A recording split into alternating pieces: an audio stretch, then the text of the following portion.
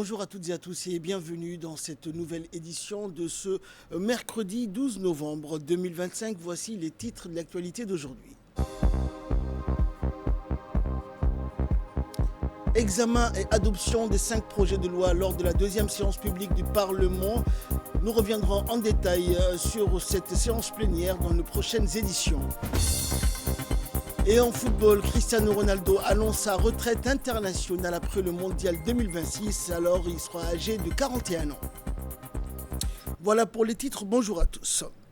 Son Excellence le Major Général Charles Karamba, ambassadeur non résident de la République du Rwanda auprès de la République de Djibouti, a effectué ce jour une visite de courtoisie auprès du président de l'Assemblée nationale d'Ileta, Mohamed Ileta. La rencontre s'est déroulée dans une atmosphère empreinte de cordialité en présence du directeur du cabinet Idriss Mohamed Ahmed, du secrétaire général de l'Assemblée Ismaïl Goulal. Au cours des échanges, les deux personnalités ont évoqué les excellentes relations d'amitié et de coopération qui unissent la République de Djibouti et la République du Rwanda. Elles ont exprimé leur volonté commune de renforcer les liens entre les deux pays, notamment à travers la coopération parlementaire, l'échange d'expériences et la concertation sur les grandes questions régionales et continentales. Le président de l'Assemblée nationale d'Ileta, Mohamed Ileta, a souligné qu'il entretenait un attachement particulier envers le Rwanda, saluant le parcours remarquable du pays et les progrès réalisés dans divers domaines de développement. Le ministère de l'Énergie, chargé des ressources naturelles et avec le soutien du Programme des Nations Unies pour le développement et du Programme des Nations Unies pour l'environnement, a organisé ce matin au Djibouti Palace Kempinski le Forum national sur la promotion du solaire. Cet événement d'envergure nationale s'inscrit dans la vision ambitieuse du pays d'atteindre 100% d'énergie verte à l'horizon 2035, conformément à la vision Djibouti 2035.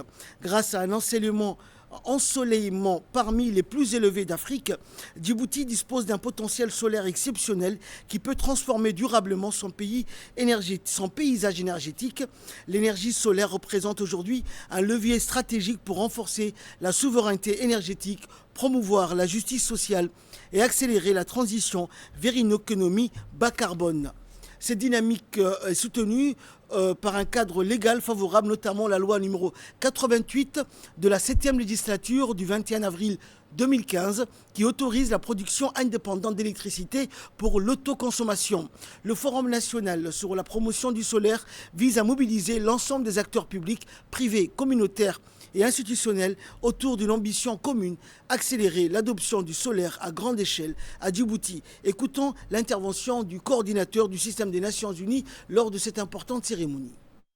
Félicitations ici à l'Université de Djibouti pour avoir eu la vision à quelques années de mettre des programmes, de grades, de degrés d'ingénieur dans l'énergie solaire, déjà avec une vision qu'un jour ça sera nécessaire au pays. Vous êtes en train d'ouvrir, de commencer une grosse révolution énergétique dans ce pays. On a dit toujours, Djibouti c'est déjà beaucoup de temps un hub logistique, mais Djibouti peut devenir aussi un hub de l'énergie renouvelable. On a les éoliens, on commence maintenant les gros investissements dans le solaire à niveau industriel, et tout vous que vous êtes en train de travailler déjà dans les installations solaires, dans les maisons et dans les petits business et dans les villages. Je suis très content aussi d'avoir écouté, un des ingénieurs nous a dit que vous êtes déjà en train d'exporter et de faire des installations au nord de Somalia, en Éthiopie, à Djijiga, je crois que vous avez dit. Donc, ce n'est pas seulement des installations à Djibouti. Djibouti peut devenir aussi un hub énergétique renouvelable qui peut exporter dans la région. Pas seulement les containers, on peut exporter aussi le know-how et la capacité sur l'énergie solaire. Suivons également l'intervention du ministre de l'Énergie, Younis Ali Guedi. Vous le savez tous aussi, notre pays jouit de conditions naturelles exceptionnelles en ressources énergétiques renouvelables, dont un enseignement journalier parmi les plus élevés en Afrique et dans le monde. L'exploitation de l'énergie solaire se présente donc pour notre pays comme une formidable opportunité, tant par ses bienfaits bénéfiques pour l'environnement, l'économie et la société. En effet, face aux défis climatiques et à la nécessité de réduire les émissions de gaz à effet de serre, l'énergie solaire s'impose comme une solution prometteuse et stratégique de réduction de la dépendance aux combustibles fossiles, de génération d'énergie décarbonée et d'atténuation des effets du changement climatique. Parce qu'elle est un pilier incontournable de notre transition énergétique. Le gouvernement de la République de Djibouti, sous le leadership visionnaire du président de la République, son Excellence M. Ismaël Omar Guelleh, a fait le choix de tirer profit du vaste potentiel en énergie solaire disponible dans notre pays en le mettant à la disposition de la population. Conformément à la vision présidentielle 2035 aussi, nous avons décidé d'exploiter cette énergie solaire en tant que levier important de notre politique énergétique nationale. À ce titre, nous avons en premier lieu mené les réformes nécessaires dans le secteur de l'énergie, notamment en libéralisant le marché de la production de l'énergie électrique dans notre pays par l'adoption en 2015 de la loi sur les producteurs indépendants d'électricité, puis en adoptant un cadre juridique sécurisant les projets énergétiques portés par les investisseurs et permettant le développement d'un partenariat public-privé comme mode de financement. Après avoir posé ces bases propices au développement des énergies propres, nous avons par la suite lancé un vaste programme d'électrification de tous nos villages les plus éloignés du réseau national de distribution électrique par l'installation des mini-centrales solaires. Aussi, nous avons impulsé des projets solaires d'envergure, parmi lesquels les projets relatifs à la construction de la première centrale électrique solaire au Grand Bara d'une capacité de 25 MW assortie d'un système de stockage sur batterie de 5 à 10 MWh. Dans l'actualité également, le ministre du Commerce et du Tourisme, Mohamed Al-Samadiri, a participé à la 26e session de l'Assemblée générale de l'ONU Tourisme, placée cette année sous le thème « Le tourisme propulsé par l'intelligence artificielle, redéfinir l'avenir », qui s'est tenue à Riyad, au Royaume d'Arabie Saoudite, du 9 au 12 novembre dernier. Djibouti, donc les travaux de cette session offrent une plateforme cruciale pour Djibouti pour réaffirmer son engagement en faveur d'un développement touristique durable, inclusif et technologiquement avancé. L'importance pour Djibouti, riche de ses atouts naturels uniques, de permettre de s'intégrer pleinement dans la résolution numérique du tourisme mondial. Cette participation à cette assemblée générale a été l'occasion de partager notre vision d'un tourisme djiboutien qui tire profit des technologies émergentes, notamment l'intelligence artificielle, pour améliorer l'expérience visiteurs, optimiser la gestion de nos ressources et promouvoir nos trésors cachés sur la scène internationale.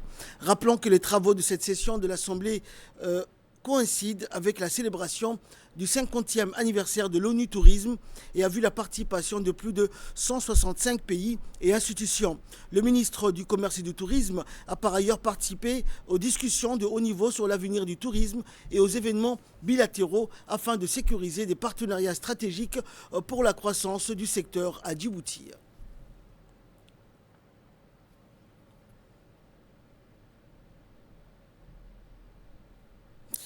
Le secrétaire d'État chargé des sports, Hassan Mohamed Kamil, a pris part à la cérémonie d'ouverture de la 6e édition des Jeux de la solidarité islamique aux côtés du gouverneur de la ville de Riyad, des ministres des Sports et des ambassadeurs de plus de 52 pays islamiques.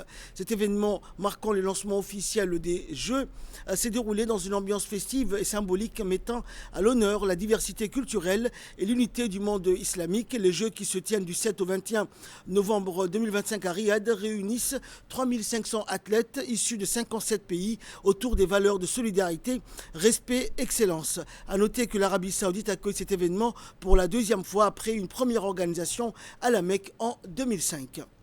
Et dans le cadre de ces 6e Jeux de la solidarité islamique à Riyad, le duo mixte djiboutien de tennis de table, Burhan et Nassima, ont signé une victoire exceptionnelle face à l'équipe de Kirghizistan sur le score serré de 3-2.